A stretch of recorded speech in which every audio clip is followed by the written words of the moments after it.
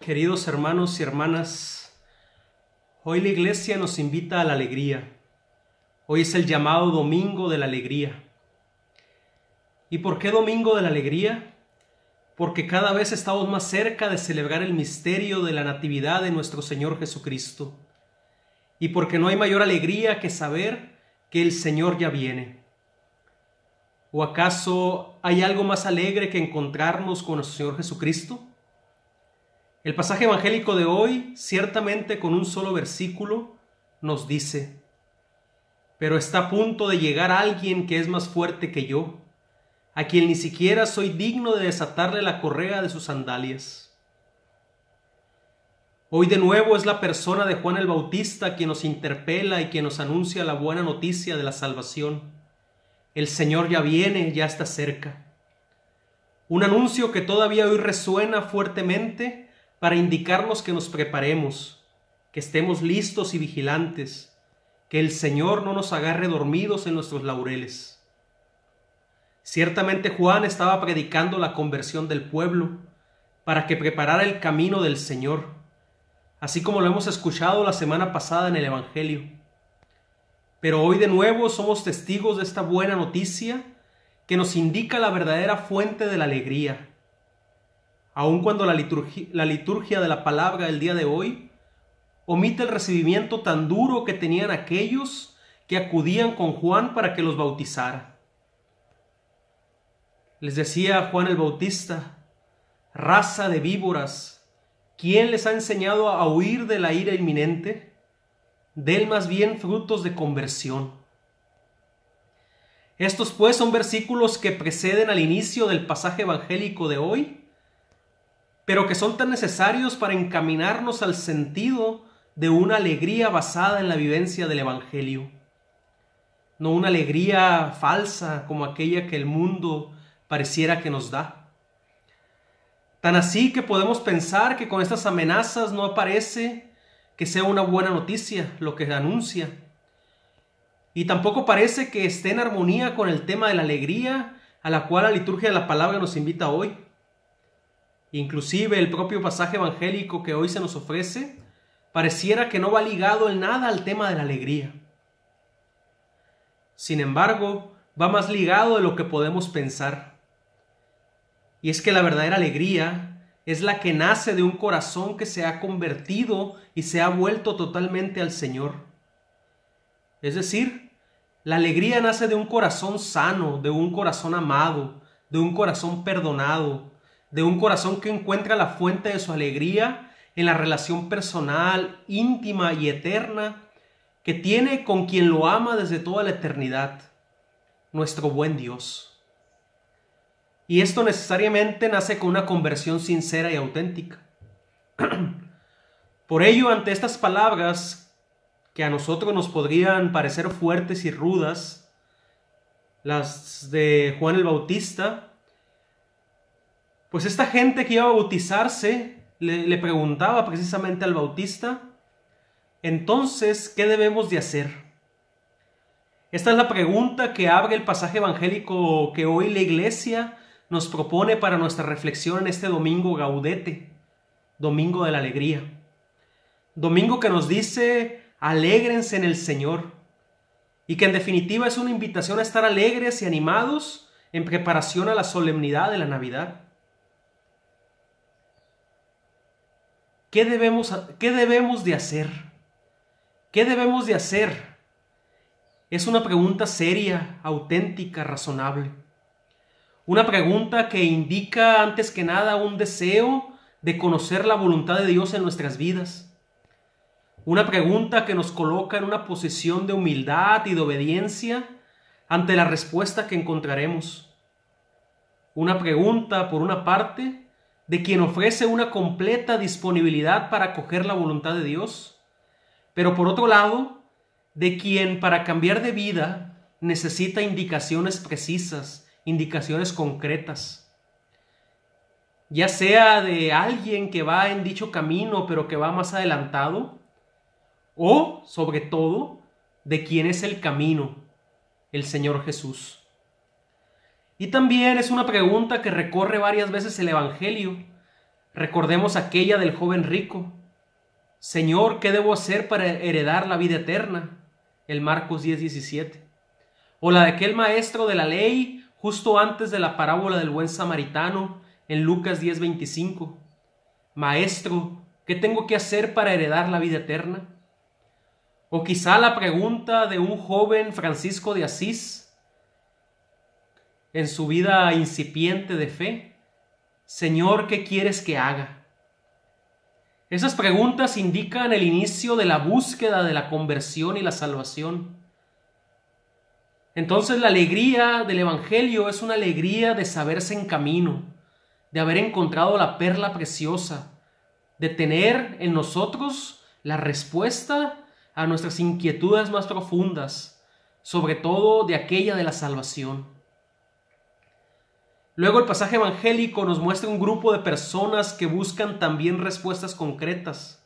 Se trata de un esquema de preguntas y respuestas que sirven para situaciones ejemplares, que sirven para darnos cuenta si en verdad nuestra vida de fe va por buen camino y si hemos madurado adecuadamente en la escucha de la palabra de Dios.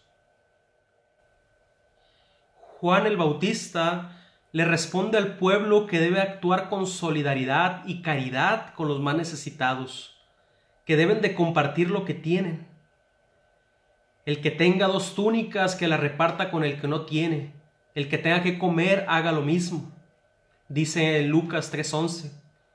Luego a los publicanos les indica que actúen con justicia y en la legalidad. No exijan más de lo que está fijado, dice en Lucas 3:13. Y finalmente a los soldados les invita a actuar con lealtad y compromiso, con honestidad y sin corrupción. En Lucas 3:14, no hagan extorsión a nadie, no hagan denuncias falsas y conténtense con su sueldo. De aquí, hermanos y hermanas, vemos pues algunas virtudes que nos pueden acompañar en nuestro camino de conversión, en nuestro camino de Adviento y de preparación para la Navidad. Y bueno, en toda nuestra vida. De aquí también nos damos cuenta que la alegría del Evangelio nace de los pequeños gestos que cada uno de nosotros estamos llamados a cumplir en nuestra vida cotidiana, en nuestro trabajo, en todo aquello que hagamos y en las relaciones que tenemos con nuestros prójimos. De este modo es como se llega a la verdadera alegría.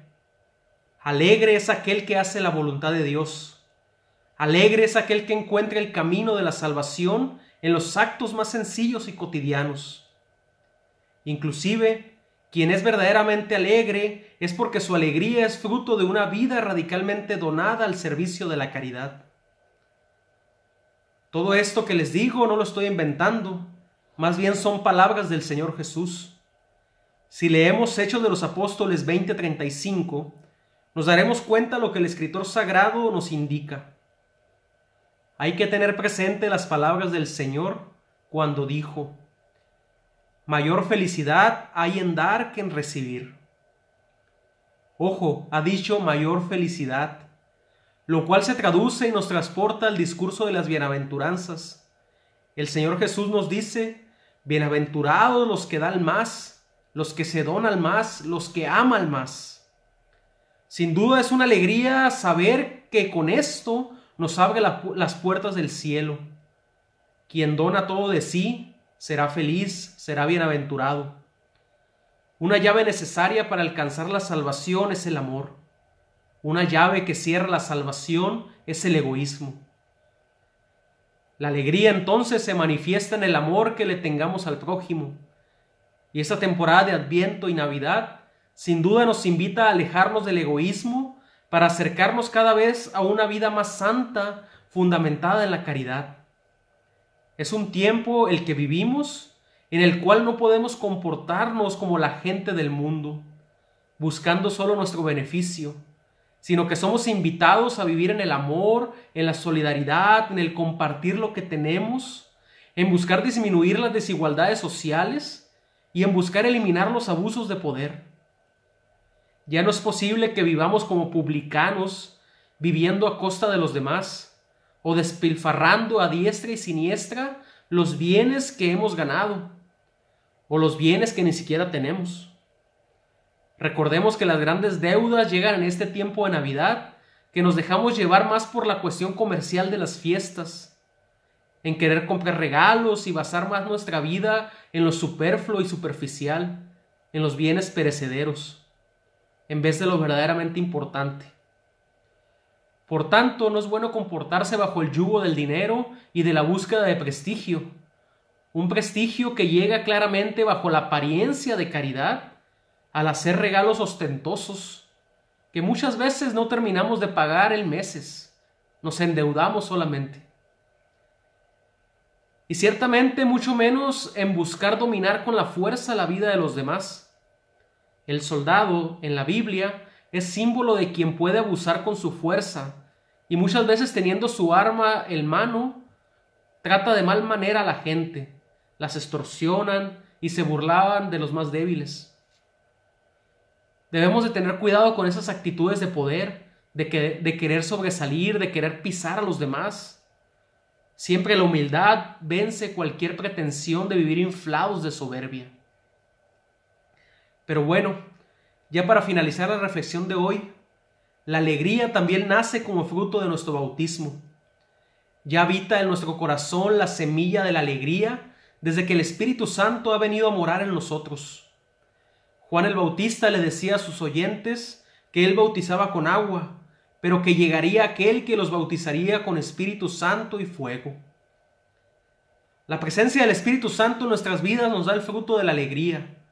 San Pablo indica que uno de los frutos del Espíritu Santo es el gozo. Es un fruto que emana naturalmente del amor. Quien ama verdaderamente encuentra en consecuencia la alegría. Y sobre todo cuando estamos en comunión con Dios, que es amor, somos realmente felices, gozosos, alegres. Y por tanto buscamos también hacer felices a los demás. Es una alegría sin duda que supera todo goce fundado en la carne o en las cosas materiales. Todo esto pues lo podemos ligar junto con la invitación que nos hace Juan el Bautista de enderezar nuestros caminos, de convertir nuestra vida. Porque el Espíritu Santo nos hace vivir en el amor que se manifiesta en obras concretas de caridad y que realizándolas nos llevan a vivir en la alegría, a vivir bajo la palabra del Señor. Hay mayor felicidad en dar que en el recibir. La alegría entonces a la cual estamos llamados hoy tiene que manifestarse en el sabernos llamados a la conversión y por tener otra oportunidad para reprender el camino, de andar por el camino justo. Es una alegría también en ver próxima la segunda venida del Señor. Él ya viene y hemos de estar alegres para recibirlo. Pero también es alegrarse porque el Señor ya está en medio de nosotros y estamos aún más cerca de celebrar su natalicio. El Señor, hermanos y hermanas, nos conceda la alegría, nos conceda la gracia de la alegría, esa que no se apaga en medio de los problemas, sino todo lo contrario, que crece y se robustece en medio de ellos, pues se hace más necesaria que nunca. Que el Señor nos conceda la alegría que nace de su presencia diaria y continua en medio de nosotros, especialmente en su iglesia, en sus sacramentos, como en la Eucaristía o la confesión. El Señor también nos conceda la alegría de vivir esta Navidad en familia, como su iglesia, celebrando y agradeciendo que nos ama, nos perdona, nos auxilia, que siempre está con nosotros en cada momento de nuestras vidas y que ha querido nacer, ha querido encarnarse para estar con nosotros, para compartir con nosotros en todo, menos en el pecado, y para que por medio de su encarnación nosotros alcancemos la gloria del cielo, nuestra salvación. Dios les bendiga, paz y bien, y hasta la próxima.